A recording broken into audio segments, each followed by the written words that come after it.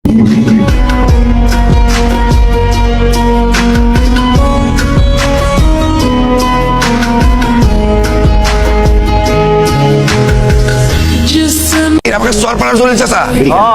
মরল রে? মরছে কাল বা পরশু রাইতে। ভালোই করিস এখানে দেখে তো কি আর করার। আচ্ছা চাউল কি কইছে ফিরোজ? ফিরোজ ভাই তো কল যে ওমান থেকে আসতে নাকি 1 মাসের মতো লাগবে। তা কইছে যে দোকানের পাশে রেখে যেতে, আইলে পরে খবর দেব। কি কত মিলা পুরো 1 মাস থাকবো? ঠিক আছে, 1 মাস তো দূরের কথা, 3 মাসের বাড়ির কিছু হইলা নেই, অরিজিনাল মাল খাইছেন না। এই সুলেমানের বাপ সর্বোচ্চ 3 মাস 11 দিন রাখছে। সুলেমানের ছোট ভাই বুনাই থাকতো, হয়তো ছুটি নিয়ে আইছে, শেষবারের মতো বাপের একবার দেখা, তারপরে খবর দিচ্ছে। থাকবে নাকি সমস্যা, ফরমালিন খাওয়া মাল না, আমরা মরবো মাগার পছবো না। না মা 2 বছরের আগের আপেল খাও।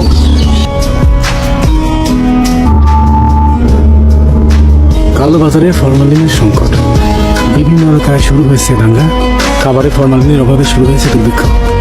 বুঝতে পারছিস? বাল খাবার হয় নাকি, স্বাদ নেই, কিছু নেই। মানে সাপ্লাই কথা আপনার তো আসার কথা দেখতেছি না, তো চিন্তা করতেছি রাস্তাঘাটে কোনো বিপদ ধরা পড়লো না। কালকে তো আমি একবারও খাবার পারলাম না, কচি লাউ দিয়ে চিংড়ি মাছ দিয়ে রান্না করেছি তরকারি, মনে করলাম যে 4 প্লেট ভাত সাদা আলু, 1 লোকমা মুখে দেওয়ার সাথে বমি হয়। আমাদের অবস্থা হয়ে গেছে এটা কি আর ঘি ভাত হজম হয়? দেখ কথা বলিস না, শুনকিটা দেখ, তাহলে উপর খাওয়া দেখ, কারো দেখা যায় না। কালোবাজারে ফরমালিনের ডিমান্ড অতিরিক্ত বেড়ে যাওয়ার পর থেকে সারা দেশে শুরু হয়েছে সহিংসতার ঘটনা ঘটেছে রামপুর, দিনাজপুর, চট্টগ্রাম, কক্সবাজার এবং মাইলমিশন। ধারণা করা হচ্ছে সামনে এই সহিংসতা আরও বাড়বে। ফরমালিন সংকটের প্রভাব সবচেয়ে বেশি পড়বে দেশের বর্ডার এরিয়া, গ্রামগঞ্জ। খাবারে ফরমালিন না থাকলে তাদের পক্ষে একবেলাও টেকা সম্ভব না।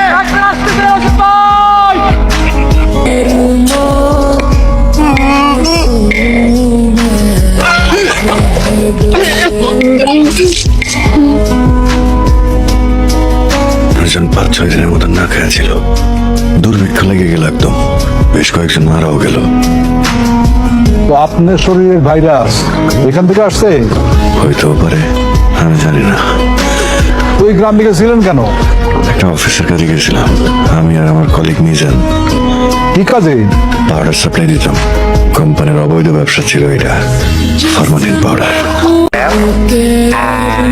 মামা তোমার দিকে তো একদম 5 বছরের বাচ্চা বলে অনেক মতো কমলা কতি। আমারটা দেখো, অরিজিনাল ফরমালিন মাল খাইছে। রশিদ ভাই তোমারটা দেখো না, পুরাই খেলা। ও তো বহুদিন বিদেশ ছিল, কয়দিন হলো ব্যাক করছে। কয়দিন হলো জানি তোমার? এই ধরো 15, 16, 17 দিন। 17 দিন মাত্র। এখন মনে করো যে এদিকে 13 দিন, এদিকে 2 মাস, তাহলে 3 মাস, মোটামুটি 2.5 মাস লাগবে পুরোপুরি কালার হতে। হয়ে যাবে, 2.5 মাসেই হয়ে যাবে। কি করবো? হ্যাঁ রশিদ ভাই একটু বাড়াই দিও, বুঝছো? খাও, ভাল লাগবে। নাই রে বাবা, একদম ধুয়ে বেঁচে দিলাম, তুমি কইলে তাই দিলাম। কতদিন পর ফিরছাও দেশে সবই, অর্ডারের সাপ্লাই আসতেছে। আরে ভাই ওই যার যা আছে সেটা খেয়ে বাইসে আছি। রশিদ ভাই শুনলাম নাকি দুর্ভিক্ষ লাগবে। আর কিচ্ছু হবি না, চা খাও। ভাল লাগতেছে না? খুব মজা পেলাম না, খাও। আর ওইটা কি বিদেশ থেকে নিয়ে আসছো? রংটা ফাইন হয়েছে। ও রশিদ ভাই, কি লোক আসতেছে? কিরা আসতেছে? হুন্ডা নিয়ে আসতেছে, চিনতে পারিস কিরা? সেটা তো বলতে পারবো না, 2জন লোক আসতেছে। চাচা এই পাতালিয়া যাওয়ার রাস্তা কোনটা চাচা? এই চাচা, এদিক দিয়ে পাতালিয়া যাওয়া যাবে, খালবিল আছে, মোটরসাইকেল নিয়ে যাওয়া যাবে। ভাই আসলে প্রশ্ন করলে উত্তর পাবেন না, উনি মারা গেছে 10-12 দিন আগে। এইটাই পাতালিয়া গ্রাম।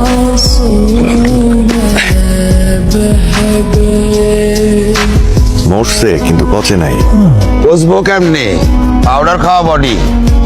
স্যার আপনারা কইতে গাইছে, এদিকে তো কারো আশা পড়ে না স্যার। এইখানকার কেউই কোনো কিছুই ফরমালিন ছাড়া খায় না। গ্রামের মধ্যে ফরমালিন দিলেই থাকে হচ্ছে 7 দিন, আর উনি বছরের পর বছর ফরমালিন খাইতেছে। কারণ হিসেব করে দেখেন উনি কতদিন ফ্রেশ থাকতে পারে। আমার কাছে মনে হয় 26-27 দিন ফ্রেশ থাকতে।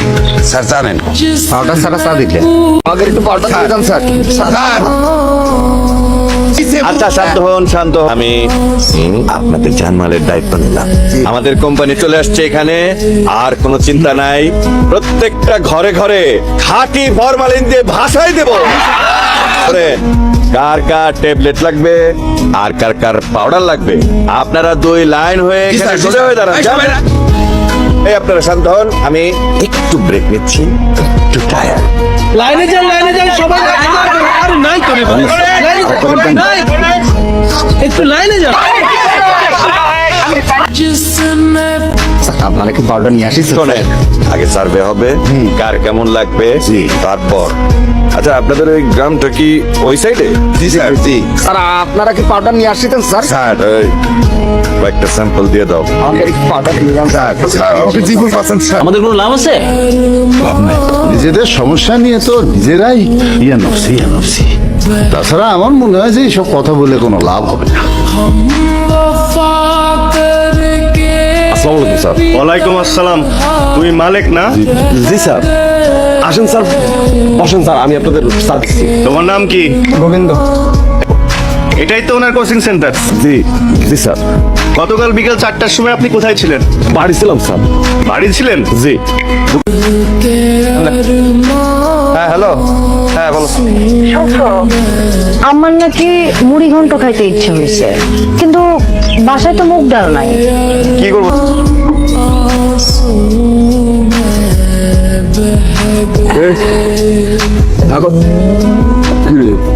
গর্জিব ভাই কি হয়েছে?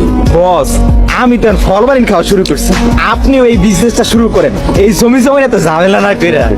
আমি কি 2 নম্বর আর 4 নম্বর বিজনেসের মধ্যে আছি রে? আমি তো করি 4 আর 6 এর বিজনেস।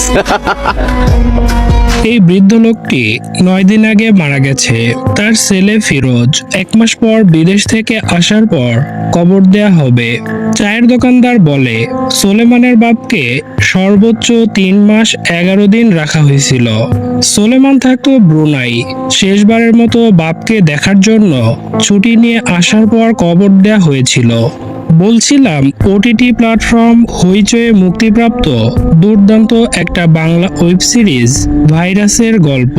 আপনি হয়তো ইতিমধ্যে এই ওয়েব সিরিজের ট্রেলার দেখে ভেবে নিয়েছেন এটা কোনো জম্বি বা হরর থ্রিলার হবে, কিন্তু না। ওয়েব সিরিজটি দেখার পর আপনার ধারণা বদলে যাবে, আর শেষের চমক আপনার মাথা ঘুরিয়ে দিবে। নিয়মিত নতুন সব নাটক, সিনেমা, ওয়েব সিরিজের গল্প সবার আগে পেতে চ্যানেলটি সাবস্ক্রাইব করবেন। আর ভিডিওটি ভালো লাগলে লাইক, কমেন্ট, শেয়ার করতে ভুলবেন না। চলুন শুরু থেকে গল্পটি জেনে নেই। প্রথম পর্ব, ভেজাল। শুরুতে দেখা যায় শ্যামল মওলাকে। সে একটা ঝোপের আড়ালে লুকিয়ে আছে। বোঝা যায় কেউ তাকে মারার জন্য তাড়া করছে। দৃশ্য পরিবর্তন হয়। এটা আদিতমারি বাজার। এই বাজারে একজন কবিরাজ বসেন, নাম নিরঞ্জন। দেখা যায় তার কাছে একজন ওষুধ চাচ্ছে। কবিরাজ তাকে একটা গাছ দিয়ে বলে 32 বার চাবানোর পর গিলে ফেলবা। লোকটা বলে 32 বার কেন? কবিরাজ বলে সব খাবারই 32 বার চাবানোর নিয়ম, হজম ভালো হয়। বলতে বলতে কবিরাজ বাড়ির উদ্দেশ্যে রওনা দেয়। সে একটা নৌকা নিয়ে যাচ্ছিল। কিছু দূর যাওয়ার পর ঝোপের আড়ালে লুকিয়ে থাকা শ্যামল মওলা কাকুতি মিনতি করে তাকে ডাক দেয় এবং বলে আমাকে নিয়ে সামনে গঞ্জে বা একটা ঘাটে নামাইয়া দিয়েন। কবিরাজ তাকে সাথে নেয়। শ্যামল অদ্ভুতভাবে তার চেহারা ঢেকে রেখেছিল। কবিরাজ বলে রোদ সহ্য হয় না? রোদ কিন্তু অনেক কিছু নিরাময় করে। শ্যামল কথা বলে না। কবিরাজ জানতে চায় এই দিকে কই আসছিলেন? শ্যামল বলে আদিতমারি বাজারে আসছিলাম এক কবিরাজের খোঁজে। কবিরাজের কথা জিজ্ঞেস করায় বিপদে পড়ে গেছিলাম, কারণ তাকে ভাইরাস ধরছে। কেউ দেখলে ভয় পায়। সে আরো বলে সে একটা চায়ের দোকানে বসে চা খাচ্ছিল। তার চেহারা ঢাকা দেখে লোকজন সন্দেহ করে, এবং যখন মানুষ দেখতে পায় যে তাকে ভাইরাস ধরছে, সবাই তখন তাকে মারার জন্য তাড়া করে। শ্যামল কোনো মতে জান নিয়ে পালিয়ে নদীর পাড়ে লুকিয়েছিল। এরপর শ্যামল চাদর সরিয়ে কবিরাজকে তার ভয়ানক চেহারা দেখায় আর বলে 3 মাস যাবৎ তার এই সমস্যা, কোনো চিকিৎসাতেই ভালো হচ্ছে না। কবিরাজ জানতে চায় কিছু কি খাইছিলেন, কিভাবে হলো? শ্যামল বলে সে 3 মাস আগে একটা গ্রামে যায়, সেখানে তার সাথে একটা ঘটনা ঘটে। এই সমস্যা সেই কারণে হতে পারে, আবার নাও পারে। তারপরও কবিরাজ জানতে চায়। শ্যামল বলে বর্ডার এলাকায় পাতালিয়া নামে একটা গ্রাম আছে, বাইরে থেকে সেখানে কেউ যায় না, কেউ আসেও না। সেই গ্রামটা এবং গ্রামের মানুষ বড়ই অদ্ভুত। তারা ফ্রেশ কিছুই খেতে পারে না। খাবারের সাথে বেশি করে ফরমালিন পাউডার না মিশালে তাদের বমি হয়ে যায়। ফরমালিন আমরা কম বেশি সবাই খাই, কিন্তু ওদের একদম নেশা হয়ে গেছে। ওদের জিহ্বা কালো হয়ে গেছে। 2 দিন পাউডার না খাইলে পাগল হয়ে যায়। কথা বলতে বলতে ওই গ্রামের দৃশ্য দেখানো হয়। একটা টং দোকানে দুজন বসে চা খাচ্ছিল আর নিজেদের জিহ্বা দেখিয়ে গৌরব করছিল। কে বেশি ফরমালিন খায়, কার জিহ্বা বেশি কালো। তখন দোকানদার রসিদ দেখায় তার জিহ্বা সবচেয়ে বেশি কালো। এরপর তারা ফরমালিন দিয়ে চা খায়। দেখা যায় তাদের ফরমালিন শেষ, বর্তমানে বাজারেও পাওয়া যাচ্ছে না। তাই তারা আফসোস করে। এর মধ্যে একজন বৃদ্ধকে চেয়ারে করে নিয়ে আসা হয়। লোকটা 2 দিন আগে মারা গেছে। তার ছেলে থাকে ওমান। সে বলেছে তার মৃত বাবাকে যেন এই চায়ের দোকানের পাশে রেখে দেওয়া হয়। সে 1 মাস পর দেশে ফিরবে এবং বাবাকে দাফন করবে। একজন জিজ্ঞেস করে 1 মাস কি থাকবো? রশিদ বলে 1 মাস কেন, 3 মাসেও কিছু হবে না। অরিজিনাল মাল খাইছে না। দৃশ্য পরিবর্তন হয়। দেখা যায় সেই গ্রামে বিয়ের জন্য একটা মেয়েকে দেখতে আসছে। বিয়ের কথার পাশাপাশি ফরমালিন বাজারের খারাপ অবস্থা নিয়ে আলোচনা করা হয় এবং বিয়ের কনেকে খুশি হয়ে 2 বছর আগের একটা আপেল খেতে দেওয়া হয়। মেয়েটা এতটা খুশি হয়ে আপেল খায় যেন সে স্বর্গীয় সুধা পান করছে। এরপর দেখা যায় একজন চা ছুঁড়ে ফেলে দিচ্ছে। ফরমালিন ছাড়া চা কি খাওয়া যায়? দোকানদার রশিদ বলে বউকাল কচি লাউ দিয়ে চিংড়ি মাছ রান্না করছিল। ভাবছিলাম 4 প্লেট ভাত একবারে খাবো। 1 লোকমা মুখে নিতেই বমি হয়ে গেল। ফরমালিন ছাড়া কি তরকারি স্বাদ হয়? ওদিকে রেডিওতে খবরে বলছে সরকার ফরমালিনের ব্যাপারে কঠোর অবস্থান নিয়েছে। এখন বাজারে ফরমালিন কমে যাচ্ছে। এই খবর শুনে ওই গ্রামের সবাই খুব হতাশ হয়। এরপর কয়েকজন উদ্যোগ নিয়ে শহরে যায় ফরমালিন আনতে। এদিকে ফরমালিন ছাড়া খাবার কারো পেটে যায় না। দুর্ভিক্ষ লেগে যায়। অনেকেই না খেতে পেরে মারা যায়। কেউ কেউ পাহাড়ে উঠে পথের দিকে তাকিয়ে থাকে, শহর থেকে ফরমালিন নিয়ে আসছে কিনা দেখার জন্য। দৃশ্যপট বর্তমানে আসে। কবিরাজ বলে আপনি ওই গ্রামে গেছিলেন কেন? আপনার ভাইরাস কি ওখান থেকে আসছে? শ্যামল বলে আমি আর আমার কলিগ মিজান গেছিলাম ওইখানে অফিসের কাজে। কোম্পানির অবৈধ ব্যবসা ছিল ওইটা। পাউডার সাপ্লাই দিতাম। ফ্ল্যাশব্যাকে দেখানো হয় শ্যামল আর মিজান বাইক নিয়ে ওই গ্রামে যায়। চেয়ারে বসে থাকা সেই বৃদ্ধকে জিজ্ঞেস করে পাতালিয়া যাবার রাস্তা কোনটা।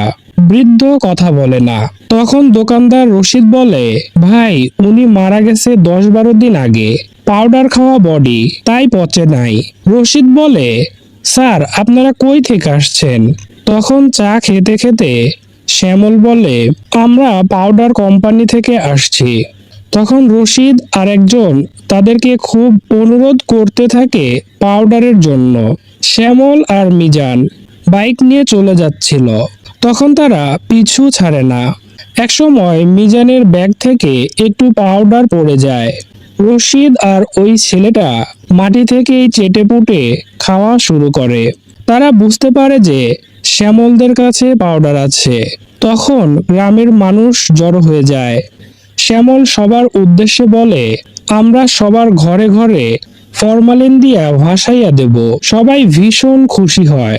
শ্যামল সবাইকে লাইনে দাঁড়াতে বলে একটু দূরে যায়। মিজান সেখানে থেকে সবার সাথে কথা বলছিল।